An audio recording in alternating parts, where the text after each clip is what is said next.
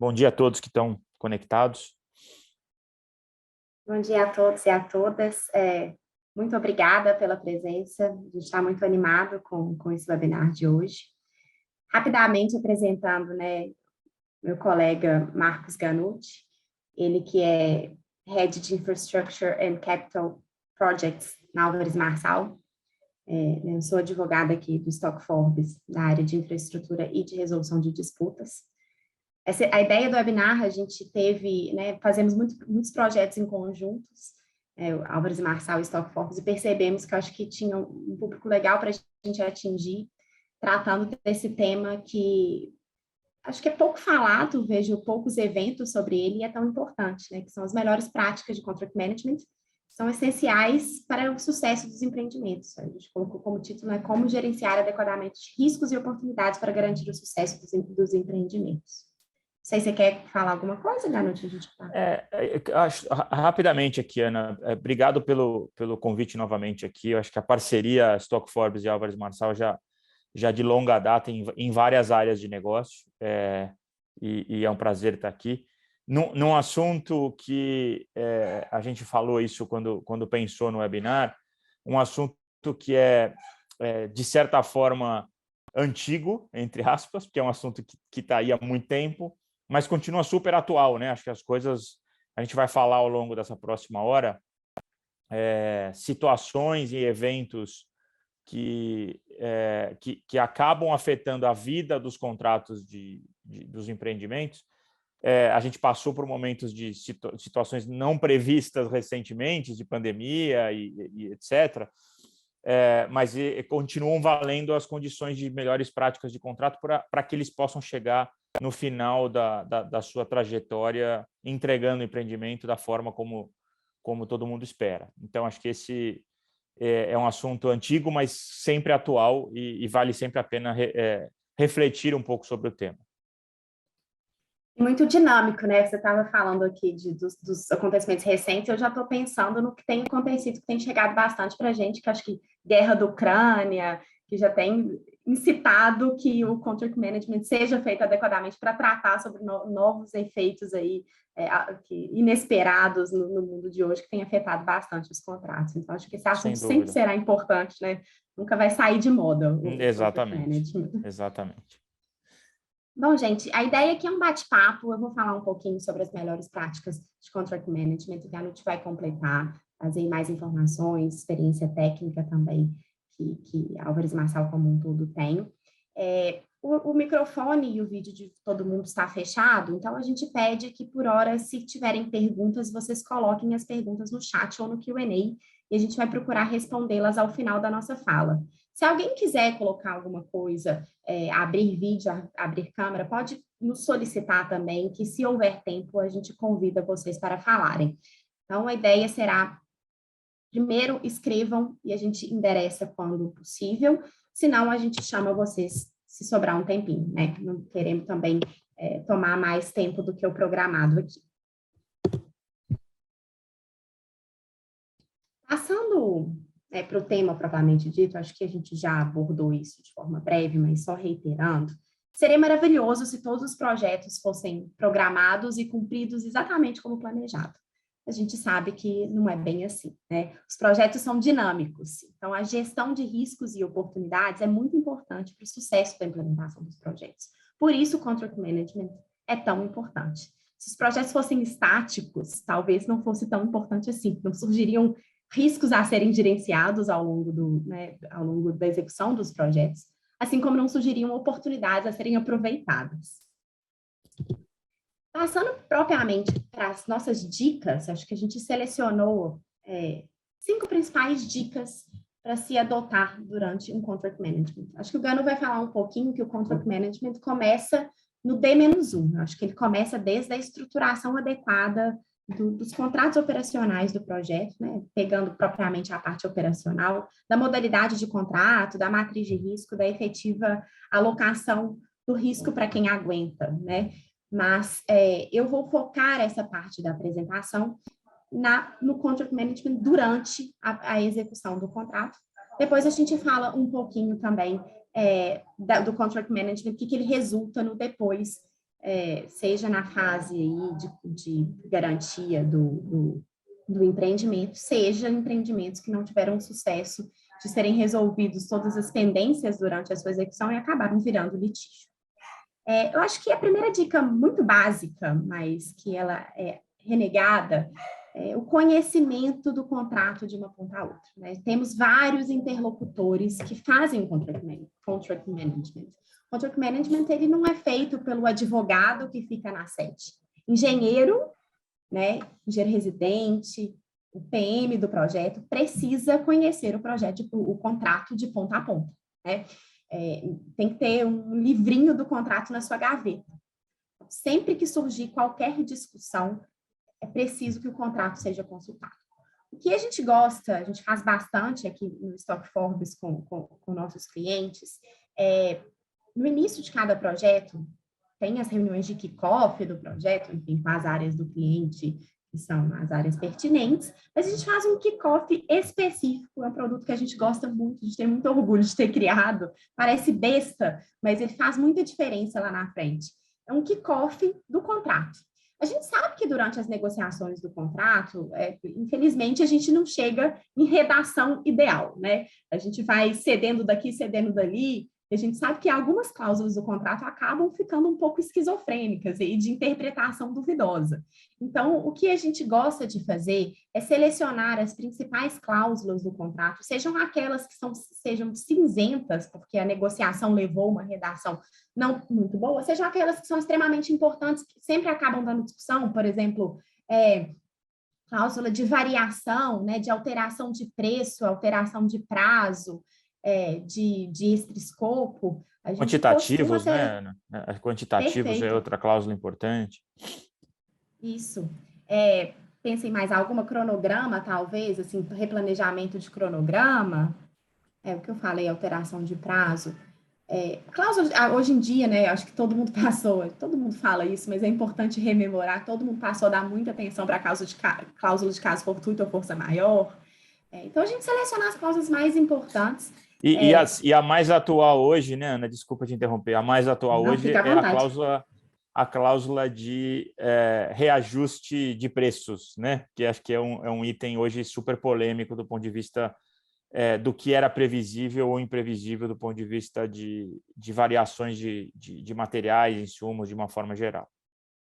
Era uma cláusula que antigamente, assim, não tinha muita discussão, né, Ganucci? Era IPCA, ou então uma fórmula paramétrica, quando era possível ter uma fórmula paramétrica ali, e se aplicava dessa forma. Agora, temos visto já, com toda a conjuntura econômica que estamos vivendo com os eventos, né, seja ele guerra, seja ele reflexo do Covid, temos visto que essa cláusula tem sido cada vez mais trabalhada no cenário pré-contratual. Hoje em dia, a percepção que a gente tem, a grande dificuldade para projetos de longo prazo se aplicar somente em índices de correção inflacionária, muito embora esses índices estejam altos, né? Mas ainda assim, o pessoal tem sido cada vez mais reticente para aceitar.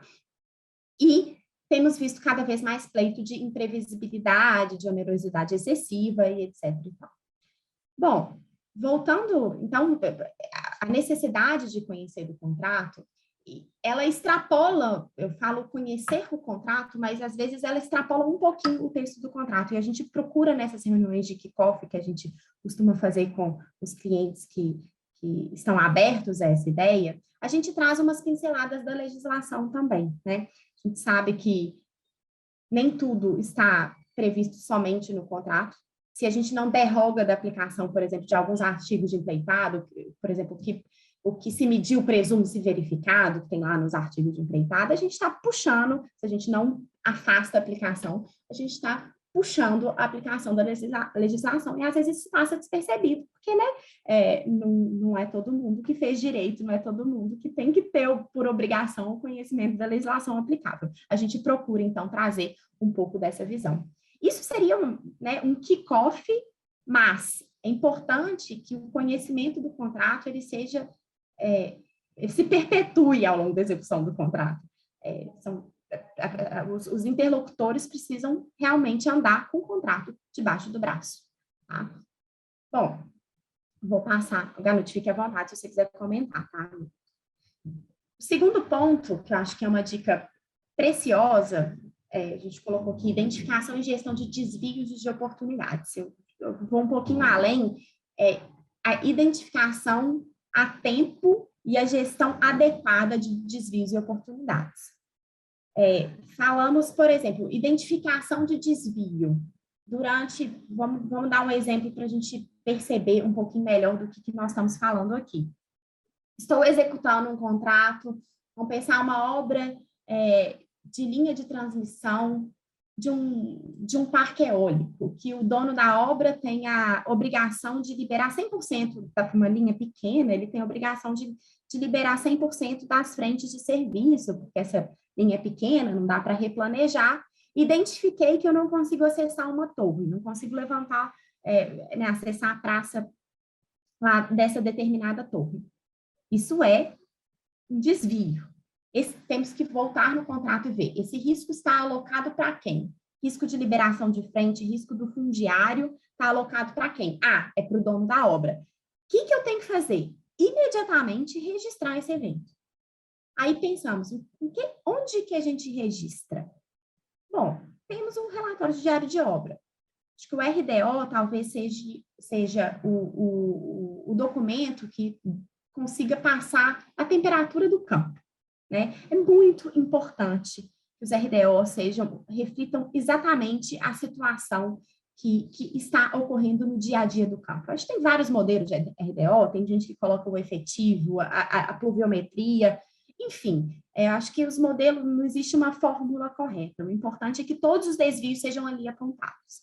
E mais, acho que o Ganuti vai ter a oportunidade de falar, não sei se ele trabalha recomenda algum tipo de software de gestão, que talvez seja possível colocar os inputs dos RDOs, mas uma coisa é certa, esse RDO não pode ficar parado ali com o empreiteiro, ele precisa ser enviado para o dono da obra. E o dono da obra, por outro lado, precisa analisar com cautela os RDOs, porque senão o que o empreiteiro escreveu vira verdade. Então, o empreiteiro que enviou o RDO para o dono da obra, o dono da obra tem que imediatamente, ou no prazo previsto contratualmente, às vezes tem prazo para retornar o RDO, ele precisa fazer as ressalvas que entender pertinentes para que o empreiteiro falou não vire verdade. Posso fazer um comentário rapidamente? Claro, claro. Eu acho que você já tocou um pouco no tema relevante aqui, que o RDO não é um documento para cumprir tabela, né? O RDO, de fato, ele é muito mais do que isso. Ele vai retratar, no fim do dia, a história do que acontece no projeto. Acho que talvez seja, se não o mais importante, um dos mais importantes documentos aí da gestão contratual. A gente passa por algumas discussões em alguns empreendimentos, onde se fala, poxa, mas eu tenho um contrato EPC e talvez as características do contrato EPC, eu preciso ter menos, como a gestão ou por preço global, determinados desenvolvedores entendem que a figura do RDO, tendo em vista uma matriz de risco dada pela característica do contrato, da forma como o contrato foi assinado, ele teria menos importância.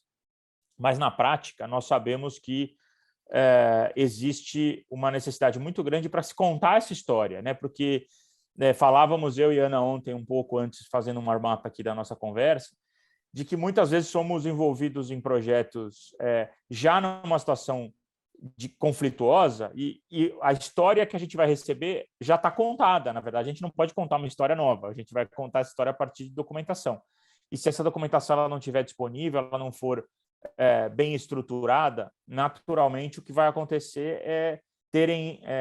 eu costumo brincar que é o queijo suíço, aí, né? E aí, algumas vezes, na hora exatamente onde você precisa de uma informação, ela simplesmente não existe de parte a parte, ou existe uma versão que não necessariamente conta a história precisa aí do empreendimento. Então, documentação ela é super relevante para a gestão contratual, né? E acho que esse, apesar, como eu disse no início aqui, apesar de ser um assunto super atual, ele continua, e acho que a gente tem a bandeira aqui, né, Ana, de novo hoje, de levantar a bandeira e reforçar esse ponto, porque isso é hoje, era no passado e será no futuro. Talvez com formatos, mais tarde a gente vai falar um pouquinho de formatos digitais. Eu já estou vendo perguntas aqui falando exatamente sobre RDO eletrônico, etc. A gente vai comentar um pouco sobre isso, mas na prática, o documento, seja no formato que for, ele vai continuar sendo relevante para a vida do contrato.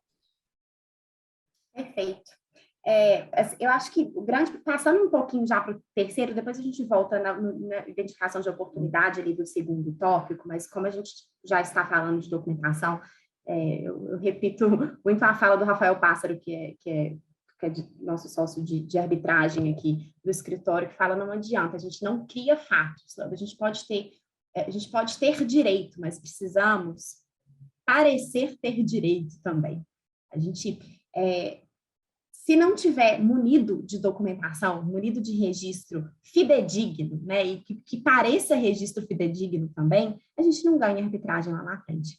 E digo mais, a gente nem consegue evitar uma arbitragem, porque se temos um arcabouço de documentação adequado e conseguimos transparecer isso para a nossa contraparte ainda em fase de pré-litígio, a gente evita ir para o litígio, porque a gente consegue, né, convencer de que o litígio não vai ser uma boa para a contraparte. Que a gente tem toda a documentação necessária para ganhar um processo, uma arbitragem, enfim, é uma mediação, pensando assim. Acho que documentação importa um pouco menos, mas um processo contencioso. E aí a gente consegue, desse arcabouço de documentação, a gente consegue firmar bons acordos, né?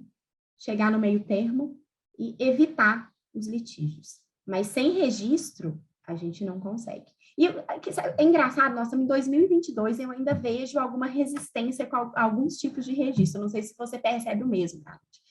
A gente fala, né, que hoje os projetos evoluíram, a gestão dos projetos evoluiu muito. Hoje é muito mais profissional, muito mais sofisticada e muito menos pessoal. Mas eu ainda vejo muita gente segurando a mão para enviar uma notificação, segurando a mão para fazer um registro, porque tem medo de azedar a relação. E eu acho que esse conceito a gente precisa desconstruir por completo. Não é porque eu registrei um evento que eu estou litigando com a contraparte. Eu simplesmente estou registrando um fato que aconteceu que futuramente pode resolver um problema.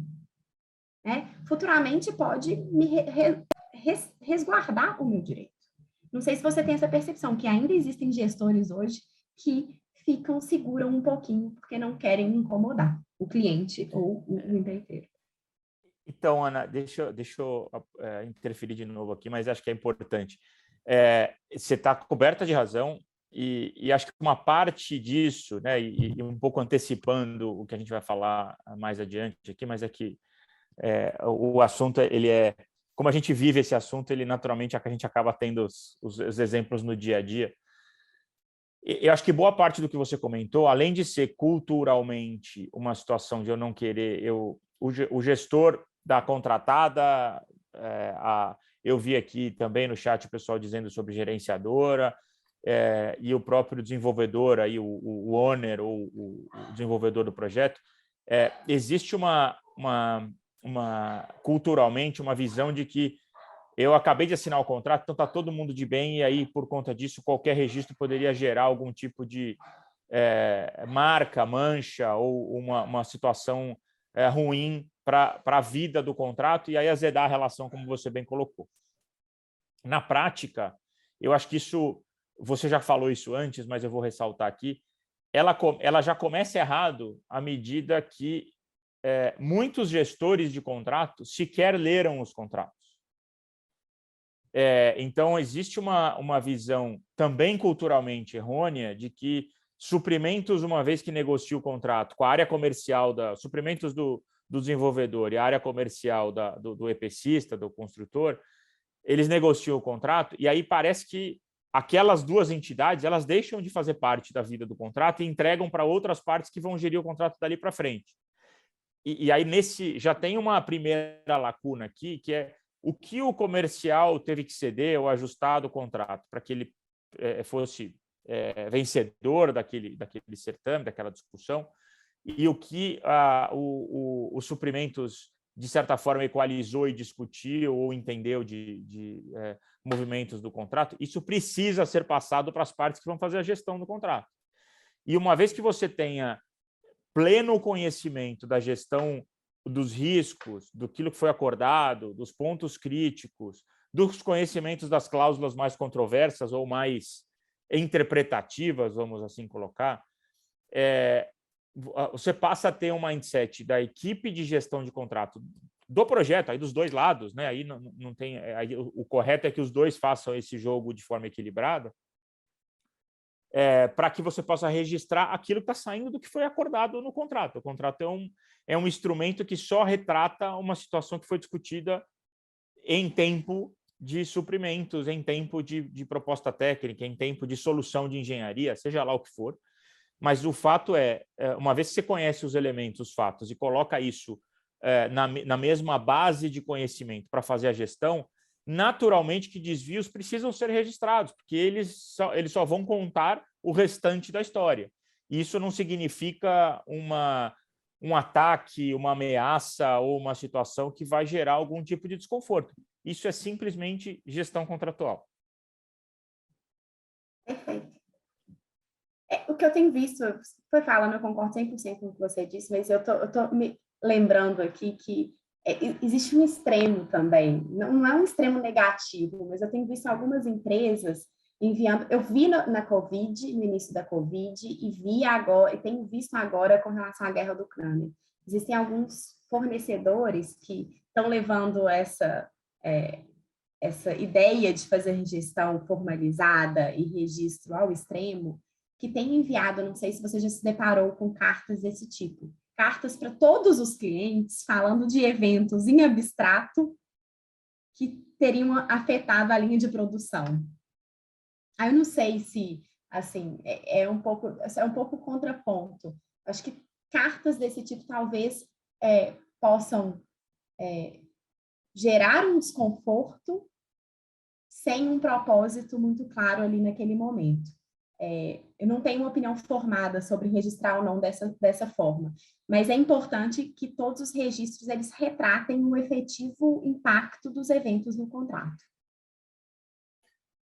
Então, eu vi sim isso, não talvez tão espalhado, mas a gente viu isso, e eu te confesso que a minha reação ela é muito mais de talvez isso seja uma reação de algumas empresas a um receio do que aconteceu recentemente e dizer o seguinte, eu vou pelo menos levantar uma bandeira aqui, eu nem sei porquê e nem sei de qual o impacto, mas eu só quero deixar registrado que eu vou ter algum impacto, mesmo que eu não conheça ele. É quase como se fosse uma salvaguarda aí para evitar que depois, adiante, quando ele tiver que discutir algum impacto, que ele tenha tido a diligência adequada ou a tempestividade adequada de comunicar. Eu vejo muito mais como uma medida preventiva que tem uma visão de literalmente colocar o bode na sala do que outra coisa. Uhum. Bom, vou voltar um pouquinho para o ponto 2, depois a gente termina de falar só porque eu não terminei, acho que uma questão muito importante que eu queria trazer no ponto 2, que eu vejo a cada dia mais a sofisticação das minutas contratuais com relação ao tempo do registro. Hoje, que eu acho que é um mecanismo de gestão que a gente adota muito até, a gente sugere muito para os nossos clientes aqui, principalmente quando a gente está do lado do owner, que haja prazos, né, prazos aí, vamos dizer, decadenciais. Há certa discussão sobre, né, a validade desses prazos. Eu me filio, eu acredito fielmente na possibilidade de instituição desses prazos, para que se apresente pleito, se apresente desvios, né? Isso é uma forma de gestão. Isso eu acho que favorece todo mundo. Não é contra o empreiteiro você colocar um prazo para apresentar o pleito.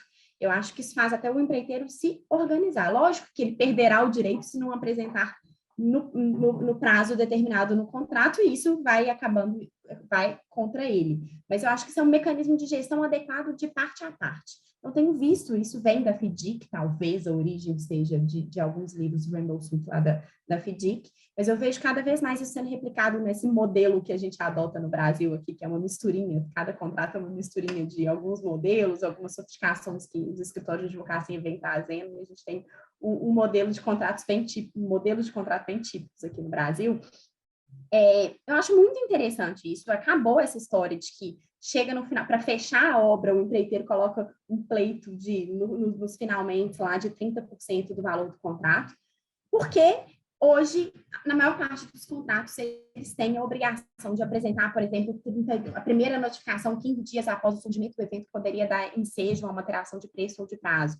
E aí, em 45 dias, um pleito detalhado com as comprovações dos efetivos impactos no preço e no prazo. Eu acho esse mecanismo muito interessante, mas ele requer muita atenção durante a gestão do contrato. Então, gestão de desvio de oportunidade. Então, é só uma fala para que todos tenham sempre muita atenção a essa cláusula, aos prazos, para que o seu descumprimento não gere uma perda de direito.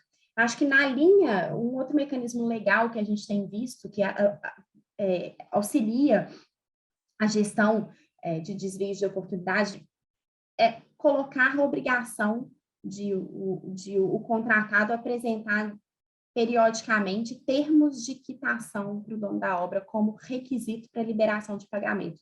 Talvez, assim, se a periodicidade for muito grande, isso inviabilize, vai ter que ter alguém, né, no contratado dedicado a apurar, e até isso estimule, pode ter, né, o efeito contrário, estimule que se apresentem pleitos um pouco sem fundamento, só para cumprir, só para que seja ressalvado isso nos termos de quitação, né? Porque normalmente esses termos de quitação durante a execução do projeto, eles têm a possibilidade de ressalva dos pleitos já colocados, mas limpa o para trás. E eu, particularmente, assim, talvez em 90% dos casos de arbitragem, eu tenho uma experiência razoável com arbitragem, que eu tenha visto, cerca de 90%, o tribunal arbitral tende a ver uma quitação e esquecer o que está para trás. Eles levam muito a sério a manifestação de vontade das partes. Então, assim, isso é um mecanismo muito sério, muito efetivo, eu acho que pode ser muito bem utilizado, mas tem que tomar cuidado, e ele requer uma preparação de gestão de desvio e de oportunidades muito boa. Ana, deixa eu comentar um pouco Claro. sobre isso. Eu concordo contigo de que os instrumentos de quitação, eles são ferramentas importantes que podem ajudar bastante na condução aí do contrato. Chamo atenção para 2 pontos aqui, né? Ainda que os tribunais arbitrais ou até dispute boards ou elementos que a gente possa ver aí de resolução de conflitos, entenderem que as questões de rasa quitação, etc., elas trazem um elemento importante aqui e olham um pouco para trás, o que eu tenho visto é que no momento de assinar esses documentos, acaba sendo um documento, em algumas vezes, muito pro forma, deixando isso, eu estou dando a quitação até aquela data, exceto pelos eventos A, B e C, que podem ter o efeito de custo ou efeito de prazo acontecendo depois da data. Ou seja, se eu tiver uma alteração de engenharia, um fornecimento de material que naquele momento não traz nenhum impacto, mas que no momento seguinte pode levar ao efeito, o causa-efeito aqui com datas diferentes, e aí você começa a ter exceções, até que chega uma hora que esse negócio é inóculo, né? Então, a gente viveu um contrato especificamente, contando aqui o milagre sem contar o santo aqui, que a cada 45 dias você tinha um processo de quitação para acompanhar, né, o dia a dia do contrato. Os primeiros 3 meses do contrato foram muito bem, e aí a quitação ela tinha uma cláusula de quitação e depois 6 páginas de exceção. Aí chega uma hora que ela é mais exceção do que efetivamente, e ele perdeu o sentido de existir. Tem um benefício de eu ter uma possibilidade de olhar contratos no mundo todo, e aí eu queria trazer a experiência também do que acontece fora. E aí eu acho que tem um elemento aqui importante, de novo, cultural, e aí lá não é só Brasil, América Latina de forma geral, e aí os espanhóis, os ibéricos, eles acabam, os espanhóis e portugueses têm esse modus operandi também. Tem uma questão de relacionamento, tem uma questão passional, emocional, de que no primeiro momento a relação é muito boa, depois ela entra numa outra rota e isso acaba sendo absorvido dentro dos contratos, que é diferente de uma visão, parece bobagem o que eu estou dizendo, mas culturalmente isso faz uma diferença brutal, até no nível de confiança que existe entre as partes, né? Você assina, os contratos são assinados já com o nível de desconfiança de que aquilo em algum momento vai ser usado como um elemento para se discutir uma controvérsia no futuro. Então, acho que esse processo de gestão tempestivamente uma discussão do contrato, ele funciona em mercados mais maduros. A gente ainda não está aqui, talvez, no nível de maturidade ideal para isso, mas acho que como participantes desse processo, a gente tem que continuar incentivando que isso aconteça, porque eu acho que isso vai ajudar no processo de gestão contratual. Perfeito. Eu estou pensando assim, que eu já passei por algumas experiências também de ressalvas muito maiores, mas eu não sei, a sensação que eu tenho é, por mais que assim, não seja a forma adequada de lidar com esse instrumento, pelo menos um quê de transparência o processo ganha com isso. Né? Então, assim... Não tenha dúvida. Né? Ainda que eu ressalve muito, eu acho que isso ainda tem benefício. Eu acho que não é o ideal, precisamos melhorar, concordo com você. Mas, pelo menos, coloca o bode na sala. E eu acho que isso é importante. Eu, passando aí para o quarto ponto pulando, mas eu vou voltar no terceiro, questão de comunicação interna e externa. Eu acho que transparência, comunicação, que é a parte externa, né, é muito importante para o sucesso do projeto. Então, eu acho que, na medida em que eu ressalvo, ainda que eu esteja ressalvando demais, e não é feito para isso, é feito para ressalvar o que efetivamente aconteceu. Pelo menos eu coloco os temas que podem aí dar problema um dia. Só para finalizar o ponto 3, e a gente já passa para o 4 e 5, e eu vou passar, acho que estou me estendendo muito aqui no tempo, acho que só para finalizar essa questão de gerenciamento de registros e correspondências, um trabalho que a gente tem, né, a gente tem feito bastante aqui no escritório, ajudado a organização de documento desde o dia 1 do projeto. Porque eu cansei na minha história de chegar para instaurar um procedimento arbitral e ter que mudar, na época era documentos físicos, né? Mudar para o cliente, mudar para a sede do cliente, ficar abrindo caixa para tentar coletar a documentação, entrar, ganhar acesso à caixa de e-mail dos interlocutores, para fazer um filtro para ver o que tem de documentação. Isso é muito ruim, isso é muito prejudicial. Então, o que a gente recomenda é que haja um envolvimento, né, dos assistentes e dos advogados, quando não há um corpo, às vezes o corpo interno dos clientes é muito bem preparado, mas que haja o cuidado de formar um diretório, mesmo em projetos que estão indo tudo bem, isso não é só para projeto que está indo mal, que a relação está conflituosa, mas que haja uma preocupação de formar um diretório, que haja uma planilha de controle de notificações trocadas, que haja uma orientação para que e-mails mais importantes contem com a avaliação jurídica. É importante que esse fluxo seja bem pensado, haja uma conscientização de todos os interlocutores. Porque tudo bem, a gente tem lá geralmente uma cláusula no contrato dizendo que aditivos têm que ser assinados por representante legal das partes, que o cronograma só pode ser alterado se contar com autorização do representante legal das partes. A gente tem esse cuidado de colocar essa cláusula no contrato, mas às vezes a dinâmica contratual supera isso e gera dúvida, eventualmente numa disputa futura. Se o senhor começa a trocar um monte de e-mail, aceitando o cronograma, não ressalvando que isso é um replanejamento de obra e não um cronograma contratual, às vezes eu tenho um arcabouço tão grande de e-mails que isso vai acabar montando um caso de quem deseja o replanejamento do cronograma. É importante que todos os interlocutores estejam cientes dos e-mails que trocam. E aí, assim, eu não sei, eu não conheço ainda nenhum software que tenha efetivamente concentrado, Galute. Eu não sei se tem alguma obra que vocês acompanham que tenha tido sucesso com a comunicação só via programa. Né? Eu nunca vi, eu acabo vendo muito e-mail na verdade, Ana, o que acontece? A gente tem existe sim um movimento de digitalização do processo, né? Então, já vi aqui perguntas relacionadas a RDO eletrônico, e se funciona.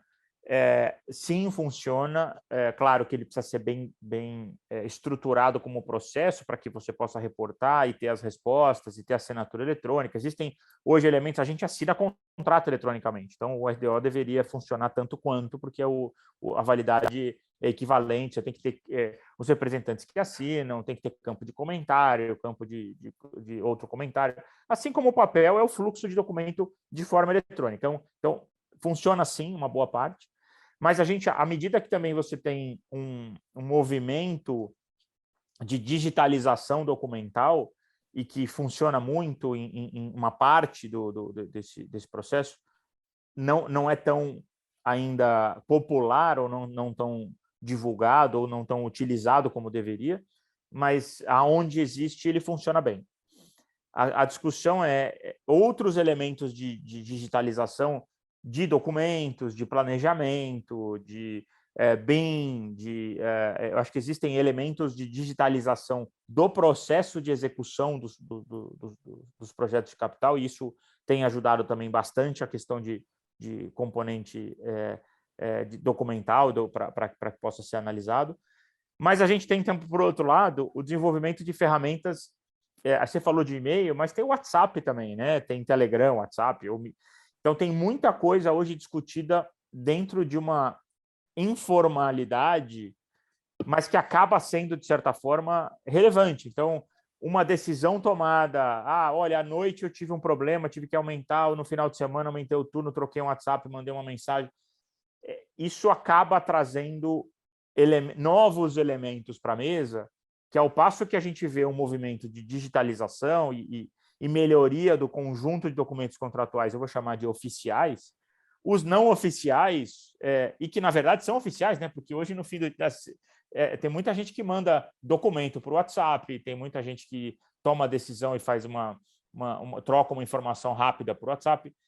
Estou usando o WhatsApp como uma das ferramentas, mas o fato é que essa comunicação mais informal ou chamada mais informal, ela acaba sendo registrada e acaba podendo, em algum momento, em alguma circunstância, ter um elemento importante. Então, a nossa recomendação, normalmente, aos clientes não vamos ignorar que existe a ferramenta do WhatsApp, mas se eu tiver que tomar alguma decisão, mesmo que ela tenha sido num momento mais que necessitava um nível de agilidade, no ato subsequente, documenta isso corretamente dentro de uma ata, uma carta, algum tipo de comunicação, que seja até o próprio e-mail, tá, Ana? Mas o e-mail é até mais fácil de você fazer o tracking do que esse outro componente. A gente usa hoje uma ferramenta chamada Relativity, a gente tem que você acaba carregando todo o conjunto de documentação contratual, e-mails, etc.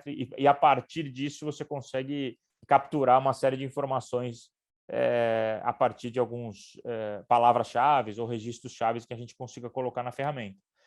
Mas o fato é, outras ferramentas, como mídia social, por exemplo, são muito mais difíceis de você fazer isso, né? Acho que muito importante a sua fala, a curiosidade. Por mais de uma vez, eu já revisei o WhatsApp, resposta para o WhatsApp de cliente em situação de crise. Acho que, senão, num cenário normal, mas num cenário de crise, eu já me passei, né, como advogada, tendo que entrar na comunicação. E eu acho que é um pouco incontrolável, por mais que a gente tenha ferramentas, acho que não tem como controlar, o mundo é muito dinâmico, mas é impossível, é importante a conscientização, né, que tudo faz prova. O WhatsApp é prova. Então, assim, cuidado com o áudio que manda, Exatamente. A foto que manda, tudo é prova. Né? Exatamente. Bom, vou finalizar aqui para você poder falar mais um pouquinho. Acho que só o quarto e quinto ponto, acho que comunicação interna e externa é uma dica, que haja sempre comunicação. Quando eu falo comunicação interna, é porque a gente já vivenciou várias vezes uma temperatura do campo não ser passada para a gestão e vice-versa. Então, é importante que todos os interlocutores dentro de uma mesma empresa sejam alinhados, porque às vezes a gestão está conversando num tom e o campo está conversando em outro tom. Às vezes alguém no campo promete uma coisa que não é cumprida pela gestão, e isso é gera uma situação de estresse. Então, é importante que os interlocutores que hajam, né, cada empresa se programa de uma forma, mas que haja reuniões de acompanhamento com todos os envolvidos no projeto, para que não haja ruído na comunicação interna, que vai gerar um estresse na comunicação externa. E a comunicação externa tem que ser uma comunicação externa constante, transparente. Não adianta você começar, vou pensar num EPC, por exemplo, estou começando a verificar que um transformador de uma subestação X não vai chegar no tempo correto, então tem um defeito muito grande. A gente tem que saber a hora de comunicar isso para o cliente. Acho que talvez não precise fazer alarde simplesmente na expectativa de um problema, mas eu acho que é honesto, é transparente e é benéfico para o projeto que a comunicação, ainda que seja uma comunicação de um fato ruim, né, seja feita num tempo adequado para que as partes possam pensar numa solução em conjunto, porque às vezes compartilhar o risco, compartilhar o problema gera uma solução mais efetiva. O último ponto, que é a organização, apresentação e negociação de pleito, na verdade ele está enquadrado em alguns dos 4 primeiros pontos, né, talvez aí no 2 e no 3, mas eu destaquei porque pleito é uma coisa muito falada, muito importante. Só a mensagem que todas as dicas que a gente passou aqui em termos de organização e de necessidade de formalização dos registros, não se esquivar de fazer registro, acho que, propriamente de pleito, uma dica geral é que os pleitos sejam sempre organizados, fundamentados, não sejam pleitos inflados. A gente cansou de ver na história, vou pedir 100 para ganhar 50. Acho que no mundo de hoje isso não cabe mais, tá? As partes estão cada vez mais preparadas, né? Eu vejo muito o apoio da Álvares Marçal nos projetos que eu toco, apoiando donos de obra e também empreiteiros, em menor escala, talvez, para analisar no detalhe os pleitos que são apresentados. Então, uma dica é que, efetivamente, a gestão sofisticada e adequada de risco de oportunidade não combina com pleito sem fundamento. Pleito sem fundamento, pleito Perde até desorganizado. credibilidade, né, Ana? Aquilo que é relevante e que deveria ter o mérito acaba ficando de lado, porque a sensação de que existe um exagero e que tudo é uma tentativa de ganhar um pouco mais, ele acaba prejudicando a relação contratual e a própria resolução daquele conflito, né? Se é mais cirúrgico, se é mais, de fato, suportado naquilo que efetivamente teve um efeito, naturalmente a forma que é recebido é diferente, né? Acho que não existe o exagero, não existe o desgaste, é muito menor por conta disso. Perfeito. Bom, gente, essas são as 5 dicas. Eu acabei falando tudo no mesmo slide. Estavam mais explicadinhas aqui. Eu vou passar. Pode, se você puder, Ana, pode passar, por favor, você está com o controle aí. Aqui tem um pouco de quem é Álvares, mas acho que eu vou pular um pouco isso. Acho que o pessoal já conhece bastante da companhia, a forma como a gente está organizado. E mais um, por favor. Eu queria parar nesse daí, tá? Isso. Eu acho que aqui a gente já comentou várias das questões aqui à medida que a Ana estava apresentando, mas eu queria trazer. A gente costuma separar aqui dentro da Álvares em 2 blocos aqui, né? Um bloco que a gente chama de prevenção de perda, que de fato é um pouco do que a Ana já tinha comentado, né? A gente ter uma gestão contratual de conhecer e manter os riscos atualizados, né? Como eu falei, a gestão contratual começa em tempo de discussão de proposta, em tempo de discussão de contrato, em tempo de discussão da própria RT e dos levantamentos do que está previsto antes de se colocar uma proposta ou de se colocar um bid no mercado.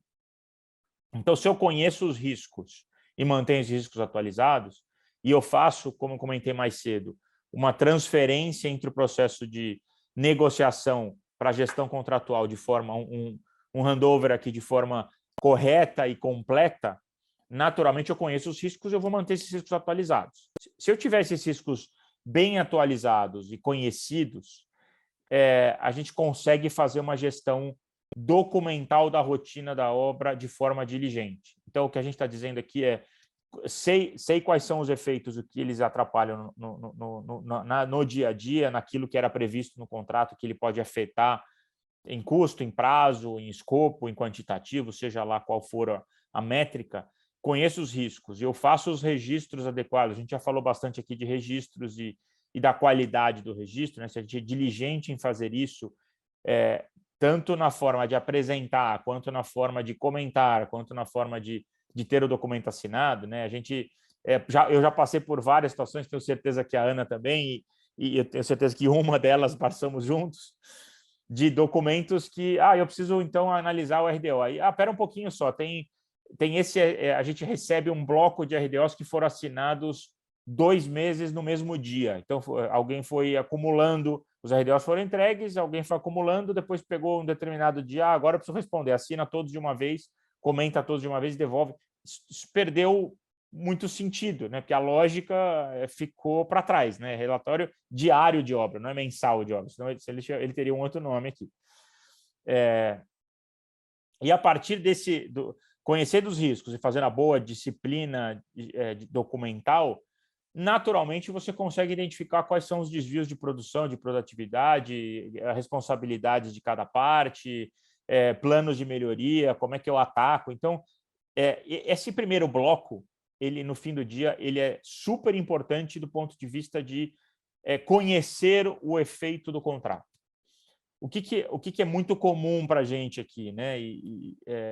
A gente tem visto não só aquela questão cultural já comentada de que eu não quero azedar a relação, então eu vou tentando nos primeiros meses, no primeiro momento da relação contratual, documentar muito pouco, não, isso aqui vai recuperar, etc. Mas existe também uma outra questão, seja do gestor do contrato para com o owner, seja do gestor do contrato para com o EPCista ou a contratada, de voltar para casa, né, aquela velha e boa máxima de que o mensageiro é o primeiro que morre, de cuidar de não levar uma mensagem de, poxa, temos um problema no contrato. Então, um overpromising de que as coisas vão funcionar bem. Então, é super comum aquela condição de está tudo bem, está tudo bem, está tudo bem, temos um super problema. Ele nunca passou por um estágio de começamos a ter algum tipo de desvio. Que se naquele momento isso é apontado, se os riscos são conhecidos, naquele momento isso é apontado e é documentado, o nível de esforço para a resolução disso é muito menor do que o nível de esforço a hora que o tamanho do problema, o tamanho da perda é muito maior. Então, aqui é o primeiro bloco, aqui a gente já falou bastante disso, mas acho que graficamente aqui é interessante mencionar isso. O bloco de baixo, né, a parte de baixo, que a gente chama de gestão de governança contratual, é outra parte que a gente vê muito frágil, né? Primeiro, no próprio handover ou na discussão de rotina de gestão contratual, muitas vezes papéis e responsabilidades, o fluxo, os prazos, quem é que tem que responder por o quê e quando, não necessariamente está muito clara. É uma coisa que acaba sendo o mindset que vem de cada uma das partes e nós vamos sentar junto aqui, eu já fiz a obra com aqui, eu conheço o outro. Essa informalidade, essa falta de uma rotina, de uma matriz bem definida, ela impede bastante que a governança funcione da forma adequada, né? E aí, com isso, né, a gente acaba tendo como consequência discussões de medições, aditivos, equilíbrio de contrato, etc.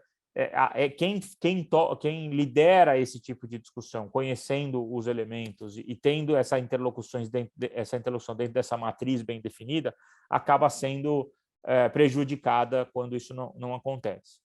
E aí, obviamente, acho que a Ana já falou bastante disso, o exemplo dos 45 dias ou de tempestividade, de ter uma quitação, ou acompanhar as medições de forma proativa, levantando a transparência, etc., dentro de um comitê, isso ajuda a uma barbaridade na gestão contratual, né? A discussão é que a discussão saudável, técnica, com os elementos de riscos, com as avaliações de forma tempestiva, ela tende a manter o nível de emoção do contrato controlada. Então, e aí ninguém perde um pouco o controle dentro da vida do contrato e, naturalmente, a resposta aos problemas, a resposta aos desvios, ela acaba sendo muito mais fácil de ser tocada, tá?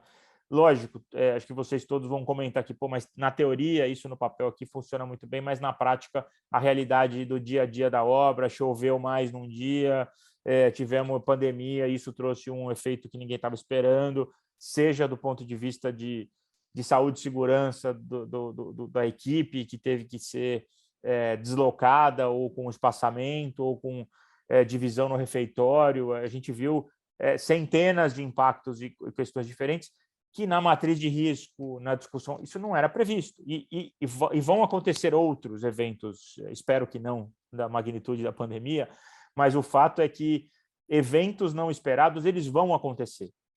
Mas quando a gente diz aqui, se eu conheço os riscos que eu tenho e continuo monitorando os riscos com uma boa comunicação, uma boa gestão, os desvios eles vão sendo apontados de uma forma muito mais tempestiva, e os planos de ação para recuperar esses desvios também vão sendo tratados de uma forma efetiva. E aí, no fim do dia, acho que a expectativa desse fluxo é que ele seja muito mais tranquilo ao longo do contrato, ainda que exista uma discussão de aditivo, de ajuste contratual, mas muito mais palpável, muito mais tangível, muito menos passional e litigante aí, ou bélico dentro desse conceito.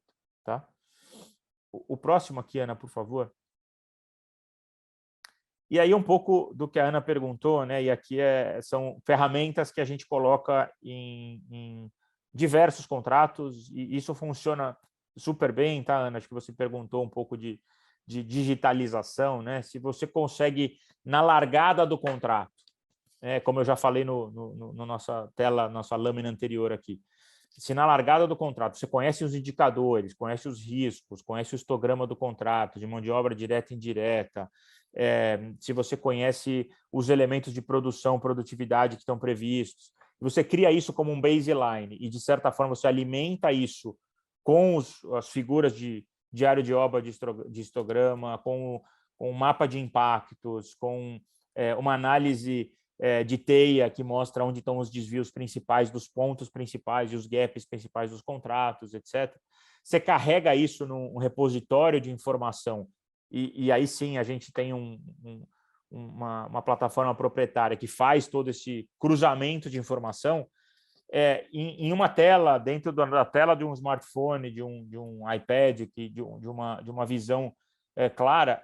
O gestor do contrato, com uma boa matriz de cruzamento de informação e uma boa matriz de comunicação e governança, consegue enxergar e ter uma interlocução muito clara com as contratadas ou as contratadas com os owners aqui, porque você tem visibilidade do que vai acontecer e de como esse desvio vai acontecer. Então, a gente consegue projetar, de certa forma, as curvas, o desempenho, e fica evidente quando tem um desvio acontecendo, e não quando o desvio já aconteceu. Porque essas curvas, montar isso depois, ela é relevante, mas você acaba dizendo quem foi responsável, quem deu causa no primeiro momento, quem não reagiu ao determinado efeito.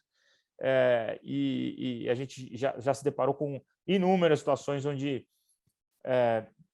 existe uma discussão de, poxa, o EPCista, ele é o detentor da tecnologia de execução da obra. Então, se ele não conseguiu reagir a uma situação diferente do dia a dia, ele falhou na sua forma de execução. Aí a contratada vai dizer, poxa, mas eu falhei porque faltou a engenharia, faltou material. E aí começa uma discussão filosófica de quem deu causa primeiro ao desvio contratual.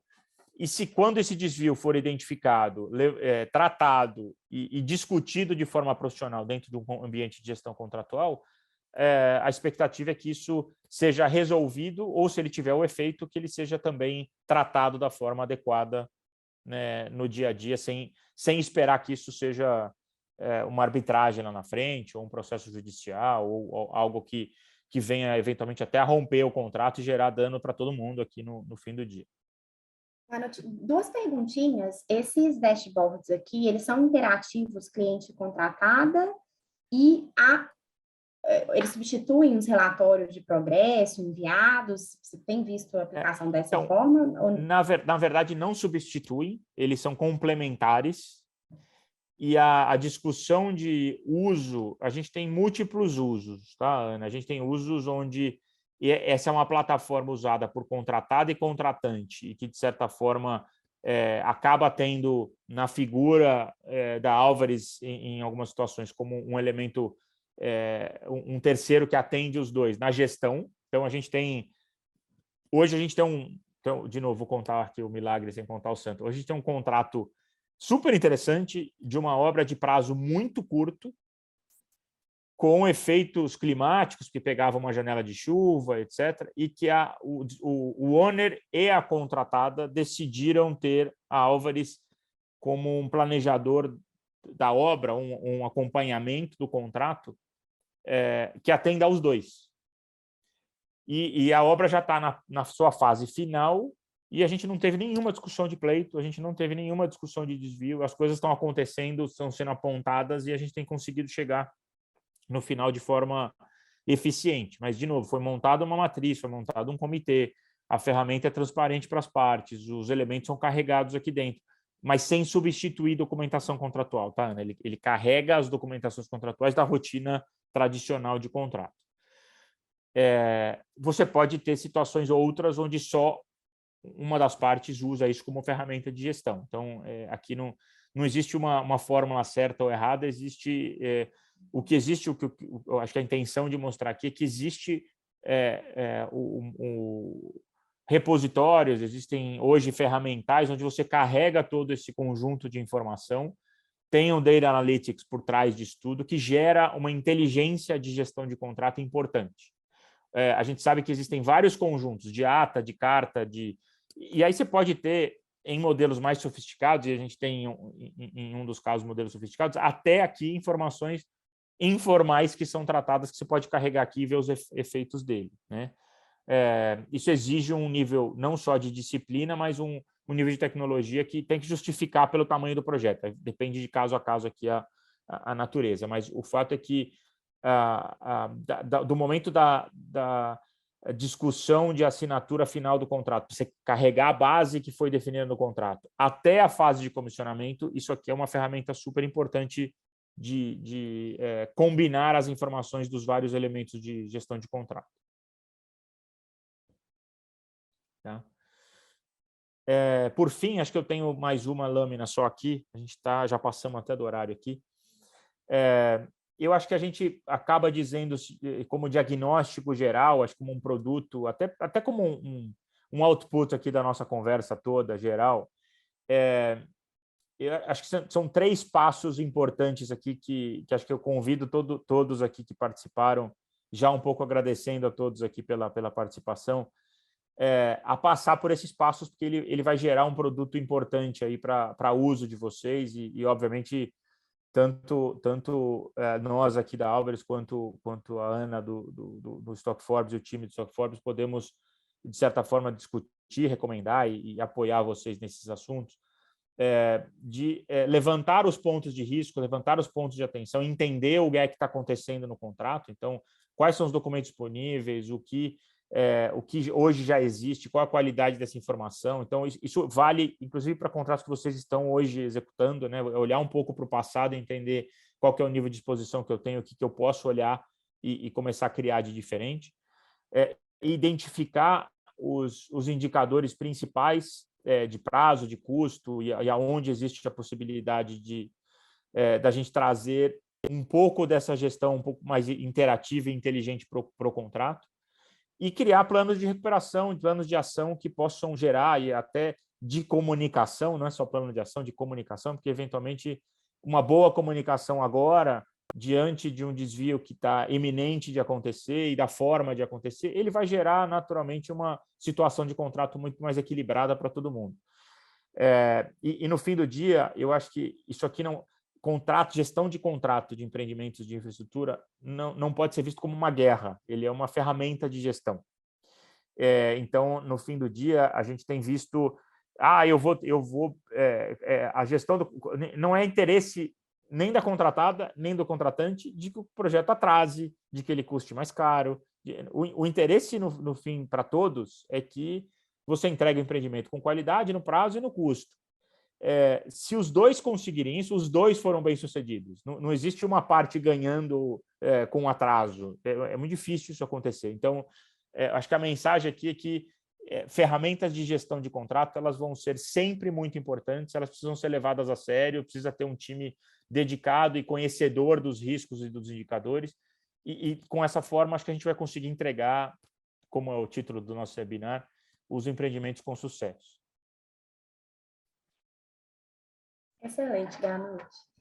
Eu acho que a gente pode, talvez a gente já deu 10 horas, mas se 10:05 passamos um pouquinho do tempo, acho que tem muita coisa para falar ainda. Exatamente. Podemos marcar outra conversa até sobre acho que podemos marcar um webinar 2 sobre esse tema, mas talvez, não sei se vocês querem colocar alguma questão, eu vou olhar, passar rapidinho pela pergunta, ver se a gente deixou de responder alguma. Acho que a Cláudia Farias está perguntando se existe algum treinamento sobre gestão de contratos destinado a gestores em geral. Acho que, bom, existem alguns, falando aqui, acho que o escritório e a Álvares prestam esse tipo de serviço também, né? A gente pode modelar para exatamente a necessidade do cliente. A gente tem um produto que a gente faz bastante, que assim, é muito bem visto, que eu acho que o ideal é que seja até no início da execução do contrato, né? Mas o envolvimento depois também, ele pode ajudar para que as coisas voltem para o trilho.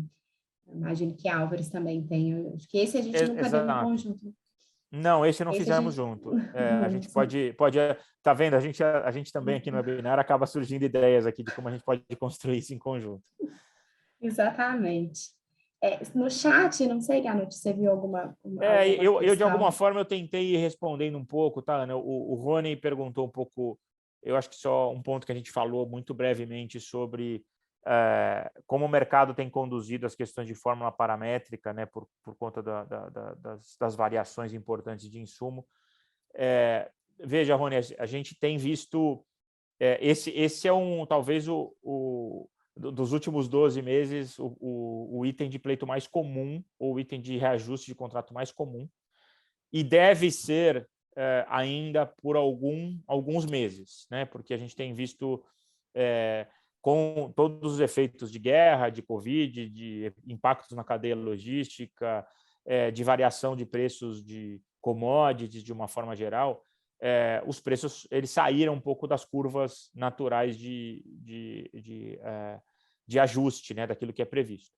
E aí o que precisa ser revisitado é como a fórmula paramétrica, qual é a cláusula efetiva de reajuste, e quando os insumos têm sido necessários na obra, né? A gente já viu casos onde, depois de 80% do uso do aço, tem um pleito de 100% do aço no contrato. Isso não faz muito sentido, porque você já tinha incorrido antes da curva de preço, ou na média da curva de preço. Então, precisa se discutir exatamente, caso a caso, acho que não existe uma resposta única para esse tema.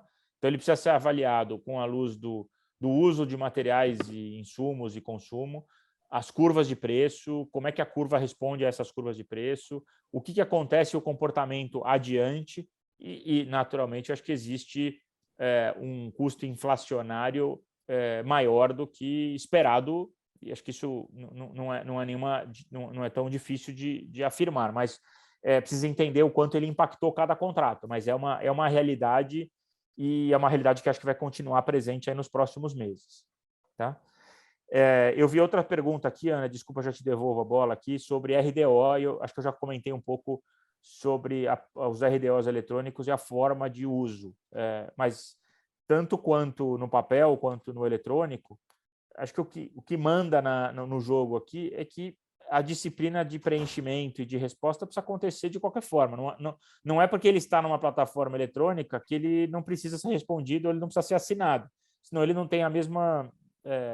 ele pode ser efetivo ou não efetivo, da mesma forma, se não houver aí a disciplina de resposta, né? Acho que complementando, Ganuti, tem uma pergunta do Carlos aqui. Por favor, o RDO é um documento da construtora, por ser do CONFEA ou de todas as partes? A gerenciadora e o dono da obra devem assinar o RDO? Acho que o RDO é um documento da obra, né? É um documento da obra.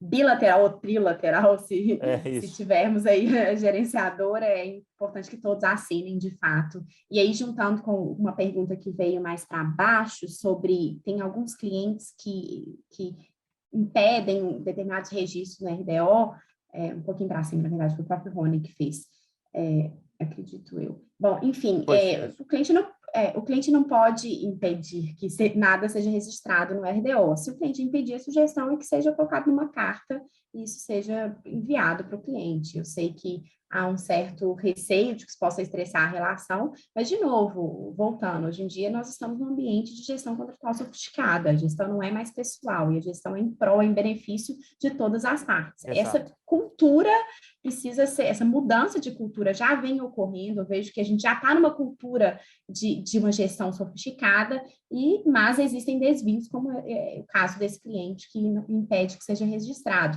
E aí, eu acho que é forçar o registro via envio de e-mail, envio de notificação, caso ele se recuse a assinar o RDO, porque consta determinada informação lá. Perfeito. Acho que passamos por todas. Acredito que sim também.